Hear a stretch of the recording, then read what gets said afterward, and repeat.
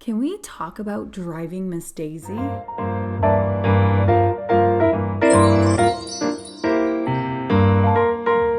Hello, it's me, Care Darling, and welcome to Performance Perspective, where I watch a performance and give my perspective. But fear not, you can also give your perspective. Now, if you're looking for a show where Darth Vader is driving around a southern Mrs. Potts, this actually exists. So we have Angela Lansbury and Earl Jones.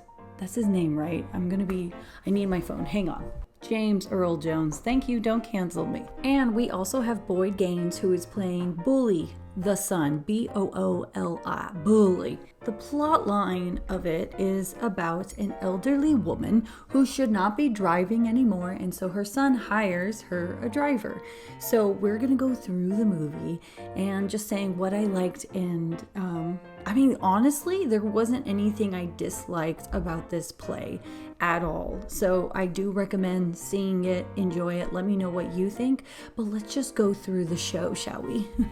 I took notes. Alright, so it starts in Georgia, November 10th, 1948. In the first scene, we find out, I'll stop. In the first scene, we see Bully talking to his mother about, Mom, we gotta get you a driver because you cannot be driving around the South the way you do. Because we find out that she caused a huge car accident, tearing down like a two-door garage, and the cars are wrecked, and it's like, girlfriend, no insurance company is lining up to take care of you. What the scene is doing is, of course, setting it up where we are kind of looking at her going, Mom, you need some help. But also it's a sense that she's losing her independence and her way of being able to, run her life. Anyways, the topic also comes up about whether to hire someone that is colored, and Miss Daisy does not like that at all. She mentions, about her maid, and that, she's comfortable with her because she's been part of the family since Bully's been in third grade. And so it's more of a, well, we've been together long enough, like I have to trust her. But listen, she's been scuffing up the house, so, do I need to add more? And ultimately, this scene ends with her being like, no colored. We go into the next sort of like scene, which is Bully meeting Hoke.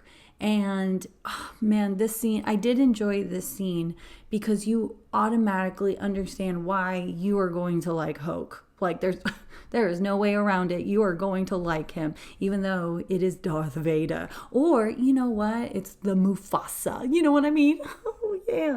By the way, side note, it is a trip to see Angela Lansbury be a Southern woman. I am a 72-year-old woman, as you so gallantly reminded me, and I'm a widow. Through this scene, we understand that Bully and Miss Daisy are Jewish, and Hoke loves Jewish people based on other people he's worked with. And Bully gives this sort of, he's not really interested in Hoke because, in the back of his mind, he's like, Mom doesn't want this, so I'm not even going to play with the idea that it's going to be this guy. But then Hoke says something to Bully that made him automatically change his mind, which is the sense that he used to work for a Judge Stone, and Judge Stone was a friend of Bully's dad. To me, that was something that established, it was nostalgic because of thinking how fond his father was of such a great friend, but also it established a lot of trust in Hoke all at once, because if Judge Stone hired him to drive him around before he passed away, then there's something special about him, and who cares about what Mama said? You're gonna be in the family. So now it goes into Miss Daisy and meeting Hoke, and let's just say it's as bad as you think it would go. Miss Daisy is reluctant to anything Hoke says. He's trying to convince her, like, come on, why don't I drive you somewhere? And she does need to go to the Piggly Wiggly. By the way, I used to live in Georgia for a while. I thought the Piggly Wiggly was a made-up store. It's real. I know. So he convinces her, like, get in the car, and she's like, oh, fine. But, the only way for us to be able to do that is if you stay here and you got to hand me the keys. And when I go in, and it's a sense of what I'm getting through this scene. It's a power control, right? Like, she needs to be in control. She needs to be in charge. And one of the things is he mentions to her, like, well, good thing you're rich because, like, you are able to have a chauffeur and go around. And she's just like, no, I'm not. No, I'm not. And he goes, yes, you are, girl. And she mentions growing up that she was poor and that her father had to get rid of a dog because they can't afford to feed the dog. So I think in a way she's going through imposter syndrome. And she mentions that she was a 5th grade teacher. She just doesn't associate herself as privileged. So every time she hears Hoke mention, like, hey, you're privileged, she behaves in a way because she remembers where she came from. So that's important to remember. So as she goes into the Piggly Wiggly, Hoke gets to the payphone and calls Bully to be like, guess where we are? Drove her there. Only took 6 days. Oh, yeah, she doesn't look so happy. But the point is that she gave in. She finally gave in to having him drive. Now, there is something I want to mention about the simplicity of the sets. When they have the car, they're only using chairs and a bench and like a steering wheel. And to me, this is impressive because it really shows how talented these two are, as far as you want to, whenever you're performing something, you want to give this feeling, if the audience is looking at, like a keyhole, trying to see what's going on. If it's exciting, you're going to stay and you want to listen in. But if it's whatever, you just go. So they kept my attention the whole time.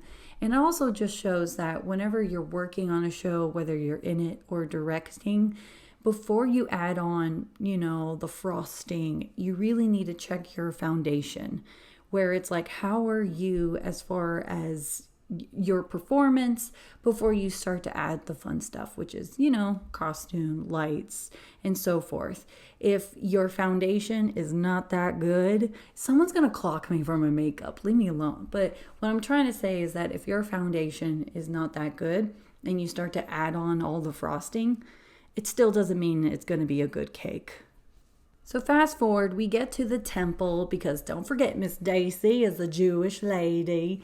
And so she comes out and she's embarrassed because there's Hoke right in front, ready to pick her up.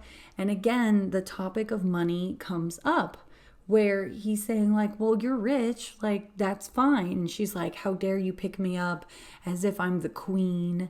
And she's just really uncomfortable with it. I mean, she's so upset that she ends up calling her son and she's pissed. And it goes into... It goes into a thing where he goes, all right, Mama, I'm going to come over to the house. And he goes there and she's like,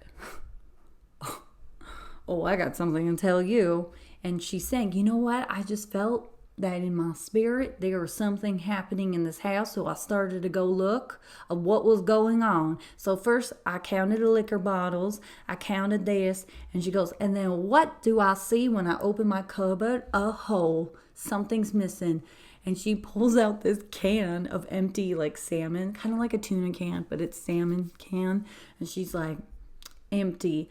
I bought 9 cans and now there's only 8. And he ate it and he's a thief and he needs to be fired. And the son's just sort of like, oh my gosh, I am so over this, because clearly this isn't like, it's not like she just called and he came over. Clearly, there's been plenty of calls before. And this is the point where he goes, fine, I'm done. I don't want to, I'm never going to be involved as far as hiring anyone for you. If you want to buy a taxi cab to go somewhere, that is your prerogative. We're going to have to fire Hoke, and that's that. And it's this huge buildup. And Hoke comes through the door, and freaking Miss Daisy's there, all like showing the can, showing it to him. And Bully's like, well, Hoke, we're gonna have a talk. And Hoke, oh gosh, he just looks so sad and disappointed in himself. And he's having and he says, well, let me go take off my jacket. And he goes, Miss Daisy, I should tell you, I know you said I could eat some of those pork chops, but they were like not good. I'm being way meaner than him. He was like, it just wasn't right.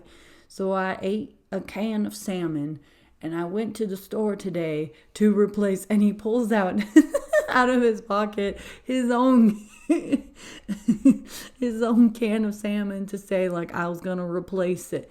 And he's like, I'm gonna go put on my jacket. And you just see Miss Daisy go, Oh, yes. Thank you, Hope.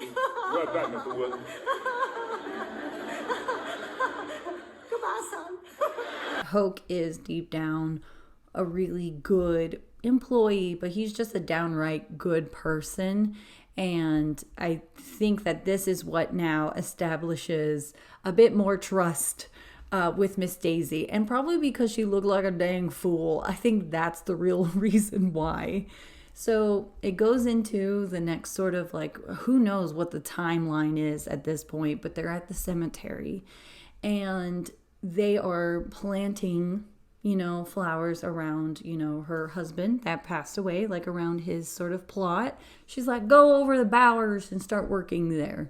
And she's like, well, why aren't you going? And then we find out he doesn't know how to read. She's like, well, you look at the newspapers. And he goes, yeah, that's the key word, look. Now, remember, she was a 5th grade teacher. The thing I love about what Angela Lansbury does with this scene is she doesn't react like, oh my gosh, you poor thing. She's just like, well, do you know the alphabet? Well, if you know the alphabet, you should know your words. I was a teacher. It's not that hard.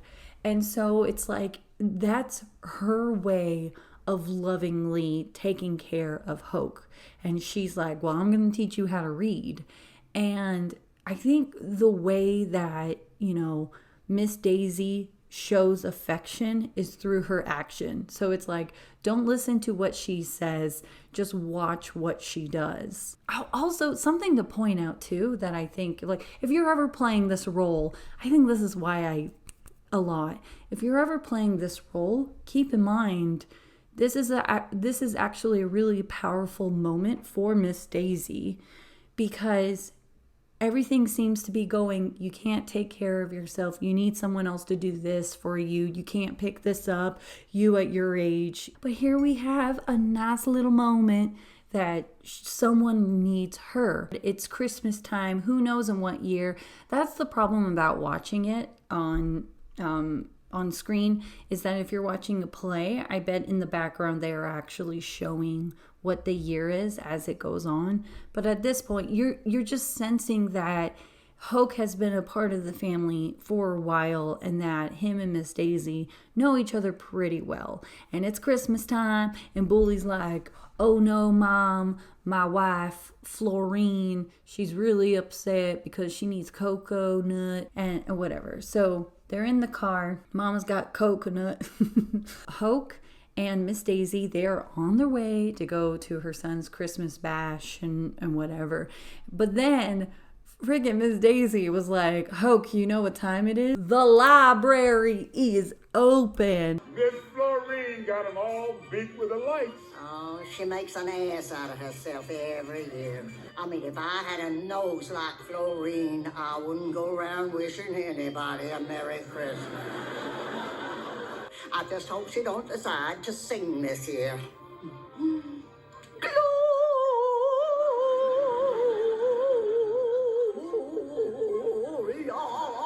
I mean, she sounds like she got a bone stuck in her throat. Hoke is eating it up. But something really sweet near the end of that segment is, Miss Daisy says to Hoke, Hoke, my son could have picked me up. You didn't have to drive me. Like, you didn't have to. And he goes, I know. She goes, well, why are you? And he goes, well, that's my business. And then right before she goes in to see her son at the Christmas bash, she hands Hoke a Christmas gift. And she's like, don't tell anyone that I did this. And I can't help but feel she's more embarrassed about giving a Christmas gift. Is how I took it, that she was behaving like, don't tell anyone I gave you a Christmas gift. So now if you're wondering what was the gift, he opens it up and he reads the cover of it. So you know that she has been helping him learn to read, and it's a handwriting book. And she says to him, now you better practice, because now he's at a point where he can read, but he should be practicing on how to write. So again, it's showing a sense that Miss Daisy has a bit of a purpose on having Hoke in her life, not just for him to take care of her, but for her to also take care of him. Now into the next scene, it's showing Hoke driving Bully, and they're talking about cars and so on. And we learn that Hoke was able to buy his own car. And so again, it's establishing that he's been with the family long enough that he was able to save and get his own car.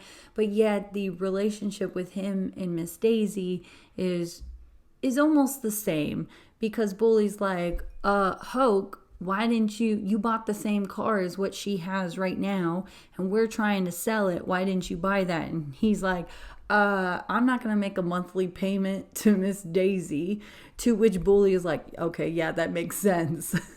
Now it is turning to a whole thing that we see Miss Daisy, and she's really anxious because her and Hoke are going on a road trip. They're going from Georgia to New York, and she's like nervous but excited because, when we go to Uncle Walter's, he's always got nice crab there. Can't wait to go. And she's like, I got a map. Let's go. Yes, road trip. So during this ride, they are connecting. They are just talking. She's talking about her first time seeing the ocean, but it was the Gulf of Mexico, and her father made fun of her because she was so timid to see the ocean. She touched it and I think she said she licked her hand to taste the salt water. And then of course it gets to Hoke, and he goes, well, I remember my first time I stepped out of Georgia. And she's like, when? He's like, 25 minutes ago. So they're having a lovely time connecting. But then she notices, wait a minute, we're going the wrong way. You turned the wrong way. But she's in charge of the map. But she's all flustered, and she's taking a lot of her frustration and putting it towards Hoke, which then turns into, that they've been on a long drive, and she's just woe and whining about, the crab. Hoke then says, I need to be excused. I need to be pulled over. I need to pull over. And she goes, why? And he goes, well, I need to break water. And she just tells him, no, you're not allowed to. Not till we get to this spot. Like, why didn't you go at the oil stop over there? And he said, well, that they don't let colored people go and use the bathroom. She's like, well, no excuse. So she just wants to get to the place, but then she's treating him in a certain way where he finally pulls over and he goes, I am not a dog, which in my head, I'm like, dogs would just pee. But anyways, the point is that he's like, I'm a person, Miss Daisy, and I gotta go. And that's that. It's a true moment where Hoke talks back to Miss Daisy, and it's a pretty big step in their relationship, I think, where he's like no to her, and he just needs to go tinkle and be back. Now we go into the next scene. By the way, how this play works is that it's very short scenes. It's like short scenes, huge impact as far as what's going on in their relationship, what's going on through the time. And now we are at a point where Hope comes in and he says, Bully, we need to talk. And I'm thinking, oh my gosh, this is after their road trip, and he's like, I'm done with her, which is true, except it seems like it's been a while since then. And he's like, we need to talk. And he mentions, well, Miss Daisy's friend Jeanette, that Christian lady, well, she's asking me, how am I being treated? And if Miss Daisy kicks the bucket, then I could go work for them. And Bully's like, oh my gosh, the indecency. You said no, right? It's time to negotiate. How does $65 a week sound? Sound pretty good. 75 sound better. So they shake on $75, which is pretty good because in the beginning of the play, they agreed to 20. Boom, blackout. So there is an ice storm happening. There's a blackout. Okay, here's the thing. Someone help me with this. there's a blackout. Bully was able to call his mom to see if she was okay. And she's like, yeah, I guess. And he's like, don't leave the house, mama. Where am I going to go? And she's all alone. But then Hope comes in saying, I brought you your coffee from 7-Eleven. And she's like, oh, good. Oh my gosh, there's ice everywhere. How are you able to do it? And he goes, I've had to drive over ice before. It's very easy. Just wanted to make sure you were okay. I mean, it's not my day off. And so you see the sense of peace with Miss Daisy knowing Hoke is there. And they talk about that her maid has passed away and that, you know, Hoke is able to make her fried chicken, but he certainly cannot get her the right coffee. People are getting older. Life is changing, but it's so nice that they still have each other. And then Bully calls back and Miss Daisy's like, I'm fine. I don't need a thing in the world. Hello. Have I got the right number? I never heard you say loving things about Hope before. I didn't say I love him. I said he was handy. I guess it's these kind of things. You can understand why Miss Daisy is tolerated and lovable because she is funny. So now we go into the next segment, which like you hear that there's like explosions and then it's Miss Daisy at the car and Hoke is coming back to the car being like, we gotta go home. And she's like, no, I want to go to temple. And he's like, Miss Daisy, there is no temple today because it was bombed.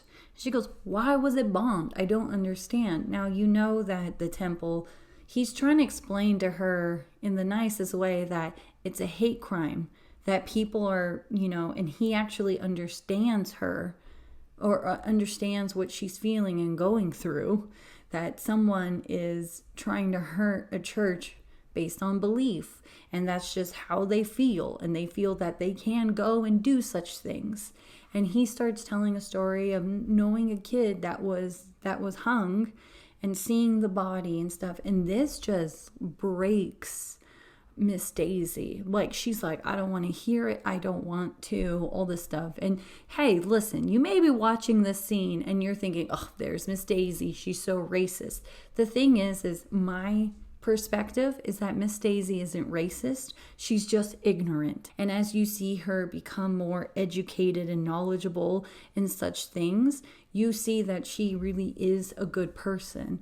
So when Hoke is here telling her like the hard facts and the cold truth of what's going on with his side of things, it's really hard for her to listen and take it all in. The rose-colored glasses that Miss Daisy was wearing was like snatched off, and she was dealing with her own sort of attack, right? Because her temple is her home, and her home was just bombed and feeling a sense of not being safe. So then we transition to seeing Bully, and he won an award, and it's the Man of the Year award, and he's so proud, and he's thinking, man, if only my dad and grandfather can see me. And it's probably because he's Jewish, and so he's thinking of it that way, saying like, wow, look how far we've come, amazing, only to transition to Miss Daisy saying, well, I have a dinner to see Martin Luther King. This is excited.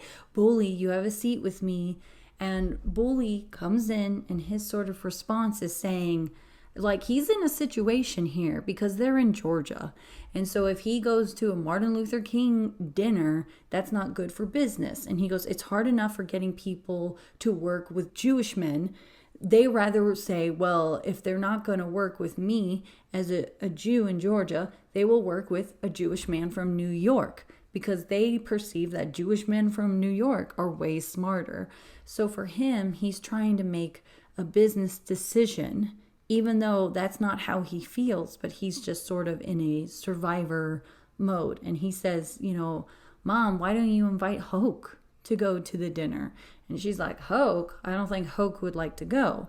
Hence, it turns into she's in the car, all dressed up, ready to go to the dinner. And she mentions to Hoke about Martin Luther King. Have you heard of him? Well, have you? And she goes into how amazing he is. Things are changing, and that's wonderful. Oh, Hoke, if you want to see him on Sundays, you could. I'm going to a dinner tonight. Oh, Bully said something funny to me. He said, maybe you want to go see it. That was not funny to Hoke. It causes you could see he's hurt because, again, it's her ignorance. He even asks her at one point, do you want to go in front of the building or the side? And she goes, the side, because she doesn't want to be seen going in. And she's also not fully inviting Hoke to go. She doesn't want to be seen sitting at a table with him. And the question is to her, why not? And of course, it's hard for her to answer that. Hoke ends up saying, like, I'm not going because you didn't ask me proper. The point of that scene is her saying, isn't it great that things are changing, but yet she's not being the change? Things changing. They ain't changed all that much. So already it's like, oh man, we're sort of seeing they've been together for a long time. And then this next scene, whew. If you're trying to find a really good scene to do as like two people in a scene, this one I would recommend. So what I believe is happening is that Miss Daisy has Alzheimer's or dementia, and she's going through it thinking that she's a teacher and that she's late and she needs to teach these kids. And Hoke is there trying to calm her down and bring her back. And he's calling her son saying like she's really upset. And the son's like, well, when is she not upset? And he goes, this is different. And I'm going to cry. Oof. You see her so lost and so confused. But not only do you see her going through such a thing, you also see Hoke being hurt to see her go through this. And the scene ends with her looking at him and saying, you're my best friend. Whew. How you know the way I see, unless you looking out of my eyes? Oh, Yes, sir? you're my best friend. Come on now, Miss Daisy. You just... No, really. You are. You are. You see how their relationship has grown.